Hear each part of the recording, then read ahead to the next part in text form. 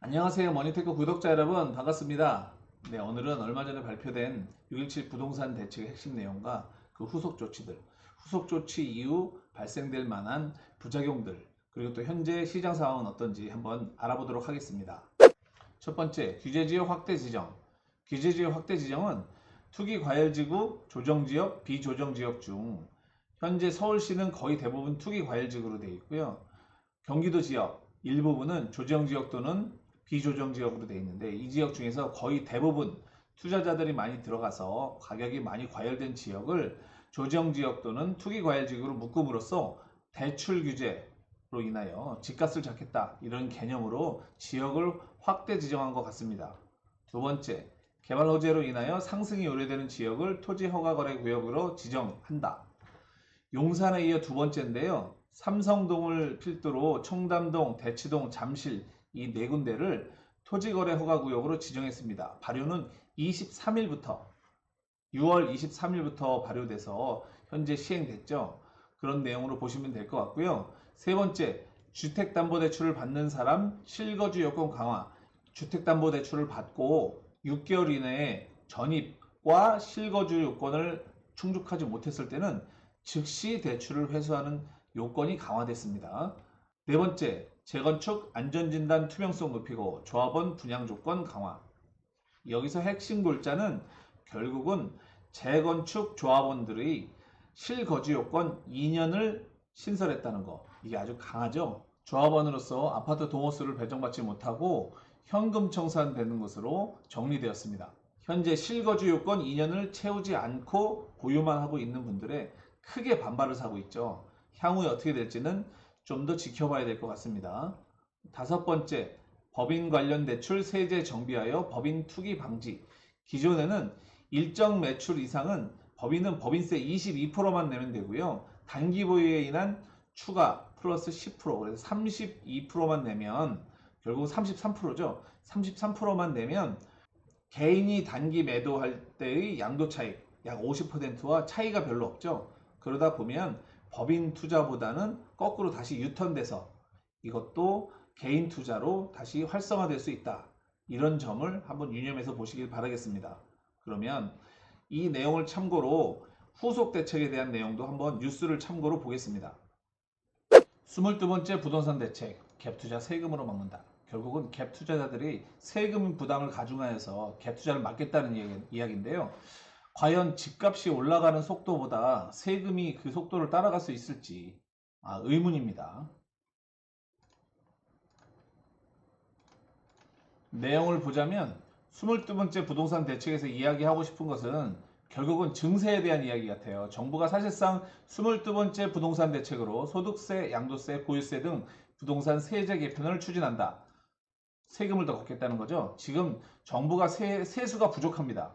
그래서 소득세, 양도세, 보유세 이 세 가지 항목을 강화해서 갭 투자도 막고 세수도 확보하겠다. 이런 두 마리 토끼를 잡겠다 하는 이야기 같습니다. 또 양도세 부과시 실거주 요건을 강화하고 공시가격을 단계적으로 올려 보유세, 재산세, 종부세 부담을 더 높인다. 이 내용이 무엇을 얘기하냐면요. 결국은 1가구 1주택 비과세 요건을 강화하겠다 이렇게 들리고 있어요. 결국은 현행 1가구 1주택의 비과세 요건은 9억 이하 1가구 1주택으로서 2년 보유, 2년 거주를 하면 비과세가 됩니다. 하지만 그 기간을 만약에 더블로 늘린다면 제가 보기에는 묻고 더블로 가. 그것처럼 결국은 2배로 상승될 것 같다는 예상이 듭니다. 기간을 거주기간과 보유기간을 4년으로 늘리면 현행 정부가 추진 중인 계약갱신 청구권과도 일맥상통하는 것 같습니다. 계약갱신 청구권의 요지는 2년 플러스 2년. 기존의 세입자가 계약을 연장을 요청하면 2년 더 추가로 계약을 해주도록 그러면 결국은 4년이 되죠. 지금 정부가 추진하고 있는 실거주 조건 강화 맥락을 같이 하는 것 같아요. 결국은 그것도 4년 플러스 4년으로 바뀌지 않을까 이렇게 일맥상통하는 내용으로 예상됩니다.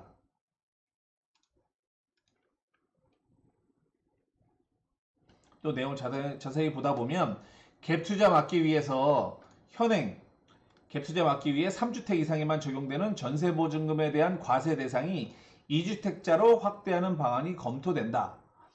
내용에 보시자면 현행은 2주택자들은 과세 기준이 아니고 3주택자, 다주택 중에서 3주택자부터 전세 보증금액까지 과세가 되고 있습니다. 그거를 2주택자까지 확대하는 방안을 검토된다. 그럼 곧 시행하겠다는 얘기랑 마찬가지예요. 지금 정부 여당이 180석을 차지하고 있기 때문에 이 추진하고자 하는 과제들을 충분히 밀어붙여서 통과시킬 것 같아요. 그러다 보면 거주기간, 보유기간도 4년으로 늘어나고 계약갱신 청구권 2년 플러스 2년, 그래서 4년으로 이게 일맥상통한다면 이런 식으로 갈 확률이 아주 높습니다. 앞으로 한 번도 겪어보지 못한 대한민국을 보게 될 것이라는 것처럼 앞으로 한 번도 겪어보지 못한 엄청난 세금 증가가 있을 것으로 보입니다. 증세가 있을 것으로 보여서 앞으로는 국민들의 삶이 좀 더 팍팍해질 것으로 예상되네요. 좀 씁쓸한 이야기죠. 공시가격 인상에 따라 보유세는 내년에도 대폭 늘어난다. 정부는 오늘 10월 공시가격 로드맵을 발표하는데 공시가격을 장기적으로 실거래 가격의 약 90% 수준으로 끌어올릴 예정이다.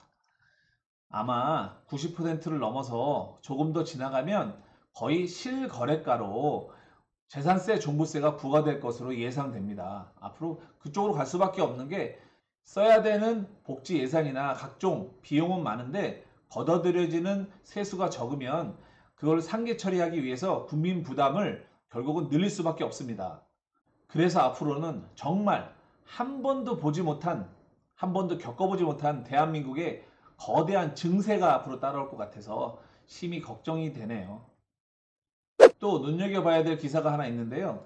대책 내놓고 개발 쏟아내고 관악 은평도 벌써 주택거래 3, 4배, 규제 강도 높이지만 개발 호재도 잇따라 서부선 호재로 관악 및 은평구 등 들썩, 30평대 10억 클럽 더욱 가까워져 집값 안정인지 집값 올리는 건지 일각에선 정부의 의도에 의문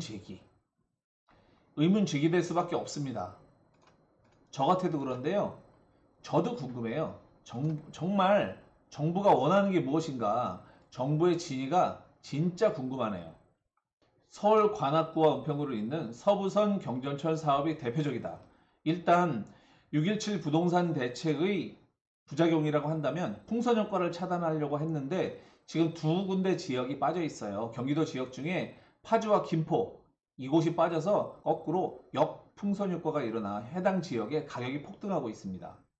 또한 22일 날 발표난 서울 은평구와 관악구를 잇는 서부선 경전철 사업이 대표적으로 이 지역에 갑자기 호가가 뛰고 거래가 4배 이상 늘었어요. 그렇다 보면 이걸 과연 정부에서 모를까요?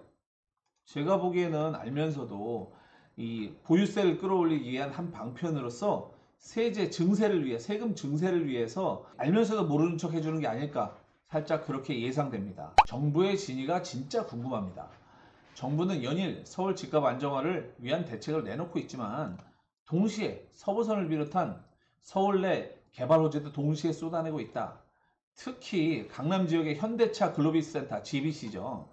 그것과 잠실 마이스 개발 사업, 영동대로 복합 개발 사업, 삼성역과 그 지하를 복합으로 개발하는 사업 등 각종 개발 호재 영향으로 잠실 삼성동 일대의 아파트 가격이 들썩이자 정부는 이번 6.17 대책에 잠실, 삼성, 대치, 청담동 등 4개 동을 1년간 토지거래 허가구역으로 묶었다.